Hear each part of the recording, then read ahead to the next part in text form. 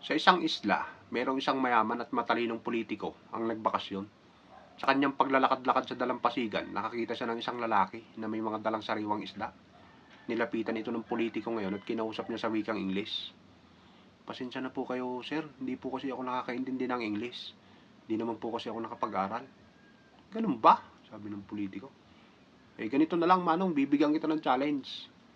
Magtatanong ako sa'yo. Pag di mo nasagot yung tanong ko, bibigyan mo ko ng malaking isda. Sabi ni politiko ngayon. Sige po, sir. Ano po ba yung tanong nyo? Ilang lalawigan lahat ng Pilipinas?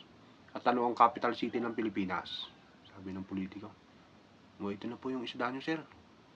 Tuwan-tuwa yung politiko ngayon. Hindi mo talaga alam? Hindi po, sir. Hindi po ako nakapag-aral eh. Ganito. Bibigyan kita ng chance. Magtanong ka din sa akin. Pag nasagot ko yung tanong mo, akin na lahat yung isda mo. Ngayon, pag di ko nasagot, bibigyan kita ng 10,000. Okay ba sa iyo? Sabi ng politiko. Sige po, sir. Ano ba tanong mo? Simple lang po. Ano pong isda ang natutulog? Kamot ng ulo yung politiko ngayon. Sabay bunot ng 10,000. Ito na yung 10,000 mo. Ano bang isda yan?